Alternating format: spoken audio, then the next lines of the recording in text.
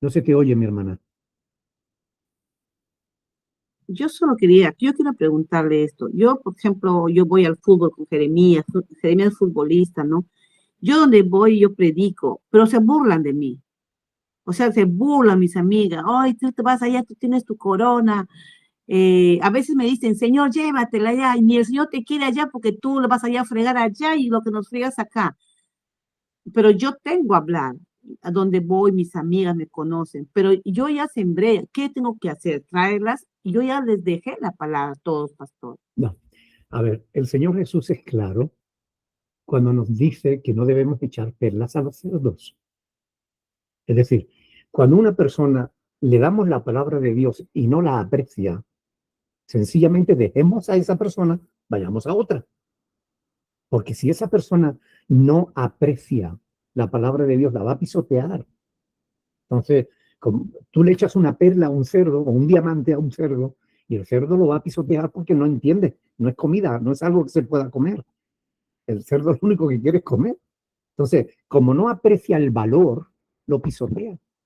Entonces, cuando alguien no aprecia el valor de la palabra de Dios, no le sigas hablando, no merece, ¿ok? Que se le siga hablando. Jesús dice, sacúdate el polvo y vete a otro lugar, háblale a otra persona, ¿ok? Ya, pastor, sí, eso voy a hacer porque no se Bueno, están burlando. Ahora una segunda pregunta, pastor. De hace tiempo que quiero preguntarle esta. ¿Qué quiso decir Jesús cuando le dijo a María, creo, a Magdalena, cuando le encontró después de resucitar? Jesús le dijo, no me toques porque aún no he subido a mi Padre. ¿Qué le quiso decir Jesús con eso que no había subido a su Padre después de resucitar? Muchos me han preguntado y yo no sé qué responderles. a ver, Gracias, pastor. ¿qué significa que aún no he subido a mi Padre? Pues que no ha subido al Padre todavía.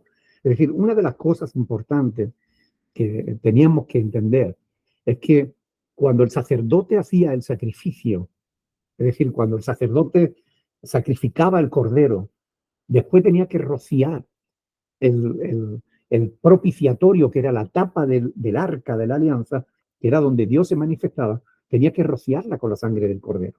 Es decir, tenía que presentar el sacrificio a Dios. ¿Ok? Entonces Jesús murió y él, cuando resucita, tiene que presentar al Padre su sacrificio. Ya él ha cumplido, ya ha hecho lo que tenía que hacer, acabó su obra. ¿Ok? Por tanto, él tenía que subir a su Padre. Simplemente eso, no tiene más. Aún no he subido a mi Padre. ¿Qué quiere decir? Que iba para arriba a presentarse delante del Padre. ¿Ok? O sea Nada que más. después de resucitar, él tenía que cumplir los 40 días que estuvo en la tierra y subir, así como se fue entre las nubes. No, no, no. A ver, una cosa es la ascensión de Cristo después de finalizar su tiempo aquí en la tierra. Eso es otra cosa. Después de resucitar, él tenía que subir al Padre. Ya está. Subió O al sea, Padre y ni es volvió. así, así como estaba en cuerpo y en espíritu, tenía que irse, pastor, y luego regresar otra vez. Pero es lo que dice el texto. Ahora, no Ajá. me toque que aún no he subido a mi Padre. ¿Qué quiere decir? Que va para el Padre, va para allá. ¿Dónde está el problema? Es que no entiendo cuál es la duda, o sea, cuál es el problema de ese pasaje. Si el mismo pasaje lo está diciendo, que Jesús tenía que ir al Padre. Y luego regresar nuevamente para cumplir su tiempo en la tierra, ¿no, pastor? Claro, porque tenía que manifestarse resucitado y presentarse a los discípulos y dar testimonio y que muchos lo vieran. Pablo dice en 1 Corintios 15 que incluso más de 500 hermanos lo vieron en una ocasión, pero Cristo estuvo 40 días después de resucitado, presentándose continuamente a los discípulos. ¿Ok? Gracias, pastor, muy claro. Elvira, Pastor, una pregunta, dos preguntas, perdón, disculpe.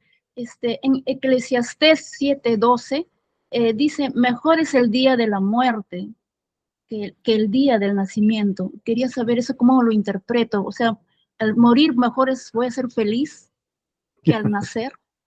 Eso quería saber. a ver, es muy importante entender que el libro de Eclesiastés es un libro escrito desde la perspectiva humana. ¿Ok? Es Salomón, como ustedes saben, Dios le apareció a Salomón siendo un muchacho de 18 años cuando iba a tomar el reino de Israel. David había muerto, Salomón iba a ser el nuevo rey, y lo que él hace es invoca a Dios, y hablando con Dios, Dios le dice, pídeme lo que quieras. Y él le dice, Señor, dame sabiduría para guiar a mi pueblo. Entonces Dios le dice, mira, por cuanto no me has pedido ni riqueza, ni fama, ni nada de esto, te voy a dar sabiduría como ningún otro hombre la ha tenido jamás en la tierra. ¿Ok? Pero además te voy a hacer rico y famoso. Y así fue. Ahora, Salomón, siendo un hombre muy sabio, él dedicó su vida, y en el libro de Eclesiastés lo explica en los primeros capítulos, a estudiar el comportamiento humano.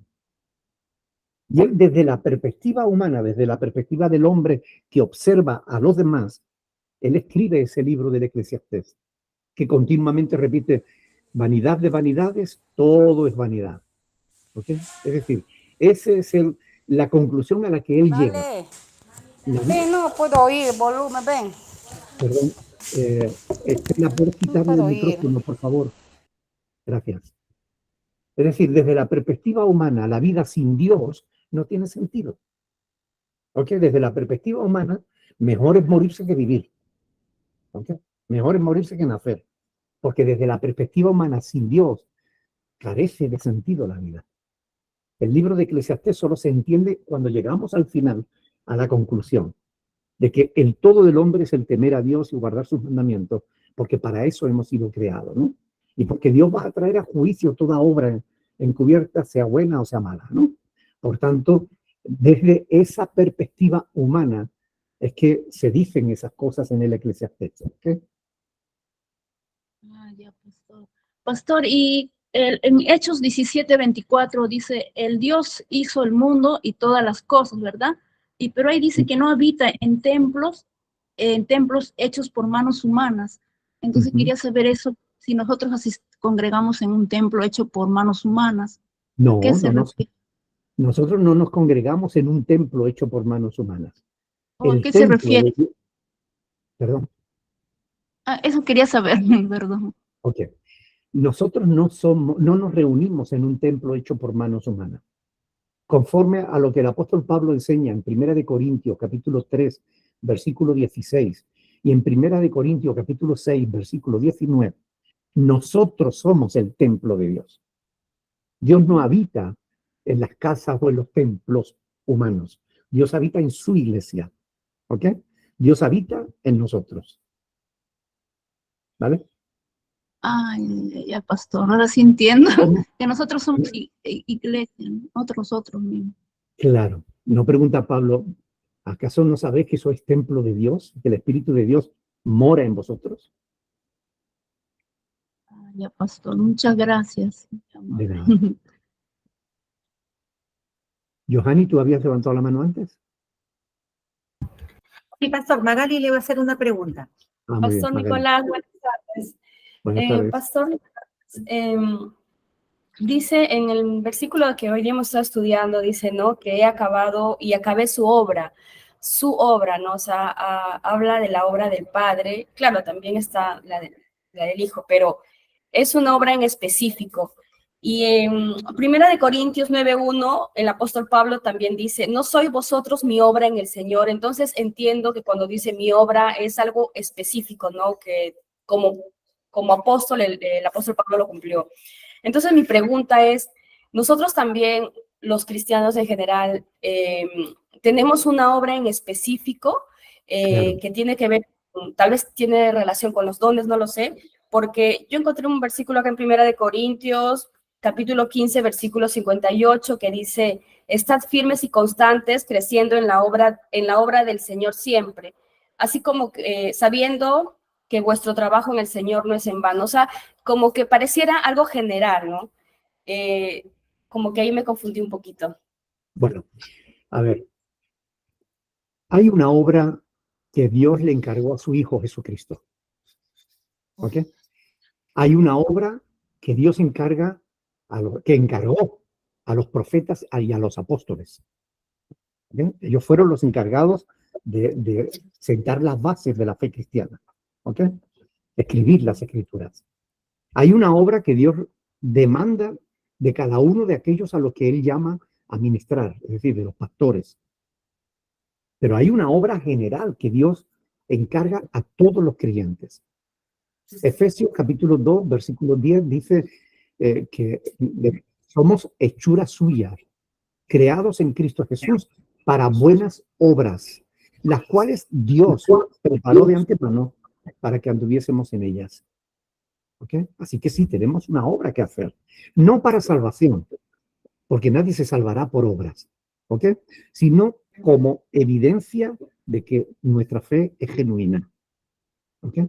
Pero sí, hay una obra que tenemos que hacer, andar en las obras que Dios ha preparado de antemano para nosotros. Por ejemplo, esta que hemos visto hoy en este pasaje que hemos estudiado. Dios quiere que demos testimonio de nuestra fe a otras personas, que invitemos a la gente a ir a Jesús, a encontrarse con el Señor. Eso es una obra que Dios quiere y ha encargado a todos los creyentes. ¿Okay?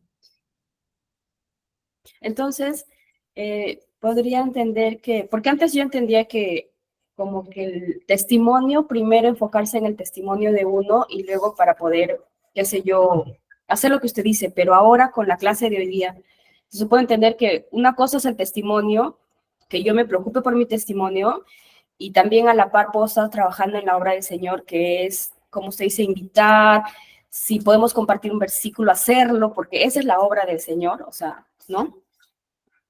Sí, a ver, si tenemos en cuenta, ¿ustedes creen que los apóstoles del Señor, cuando fueron llamados por Cristo para ser apóstoles, estaban capacitados para esa tarea? No. Pero los llamó y los puso a trabajar. Es decir, Dios trabaja con nuestras vidas al mismo tiempo que Él quiere que nosotros nos pongamos en marcha. ¿Ok? ¿Acaso ya hemos llegado a la unidad de la fe? ¿Hemos llegado todos a la estatura de la plenitud de Cristo? ¿A ser un varón perfecto conforme a la medida de la plenitud de Cristo? No. Pero aún así, Dios quiere que ya estemos en marcha. ¿Ok? Él está trabajando con nosotros. Había un predicador que decía que los creyentes debíamos tener un cartel en el pecho y otro en la espalda que diga: disculpen las molestias, estoy en obras, Dios está trabajando conmigo. ¿Ok? Pero mientras Dios trabaja conmigo, no quiere decir que yo tengo que estar quieto hasta que Dios termine su obra, porque entonces ninguno haríamos nada. ¿Ok? Es decir, aunque Dios esté trabajando con mi vida, hay cosas que yo puedo hacer. ¿Ok? Y debo hacerlas. Muchas Si gracias, puedo, pastor. de nada, Margarita. ¿Lupita? Pastor, buenas tardes. Buenas tardes, hermano. Pastor, hablando de obras, yo quería, si usted puede explicarme sobre que nuestras obras anteriores es como trapo de inmundicia. Sí. Significa que, bueno, trapos de inmundicia, hay quienes lo explican diciendo que son los paños con los que la gente se limpiaba el trasero después de hacer sus necesidades, o los paños que la mujer usa cuando tiene la menstruación, es decir, trapos inmundos. ¿Ok? Ese pasaje lo que en realidad está diciendo es que Dios no valora nuestras obras como medios de salvación. Dios no acepta ninguna obra humana a cambio de la salvación. La única obra que Dios recibe, mediante la cual Él se siente satisfecho y te otorga el perdón de tus pecados y te da la salvación y la promesa de la vida eterna, es la obra de Cristo Jesús. Ninguna de las que nosotros hagamos. Porque nuestras mejores obras son como trapos de inmundicia, no sirven para nada, sino para tirarlas. ¿Ok? Pastor, gracias. De nada, mi hermana. Dios te bendiga. Ana María.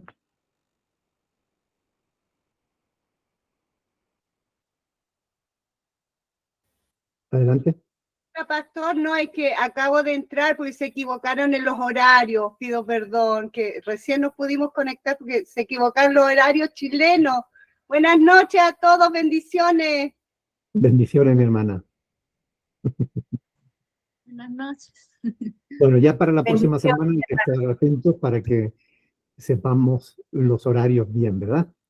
Tenéis que concordar bien, asegurarse bien de cuál es el horario. Dijo que son dos. Muy bien. ¿Alguien más ¿Cómo tiene está alguna bien? pregunta? Sale grande, Loli. Perdón, Johanny. Ay, pastor. No, perdón. Estaba con el micro abierto. ¿Hay alguien que tenga alguna pregunta?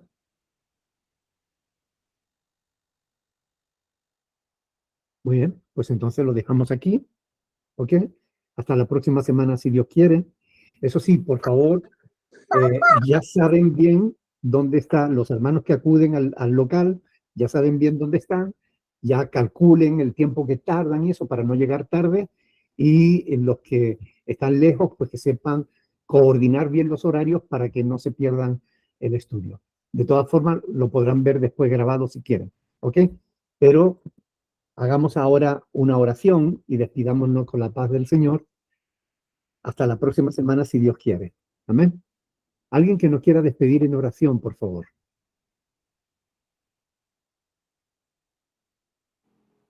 Padre Santo que estás en los cielos, Dios Todopoderoso. Amado Señor, en esta hora te doy gracias por este estudio tan significativo y tan claro que nos dio el pastor Nicolás de tu palabra, porque tú le guías, porque tú le das sabiduría para que él nos hable. Gracias, Señor, porque tú permites que podamos estudiar. Y te pido en esta hora que tú nos des sabiduría para poder, Señor, tener claro cuáles son nuestras prioridades en esta vida, Padre mío. Ayúdanos a entender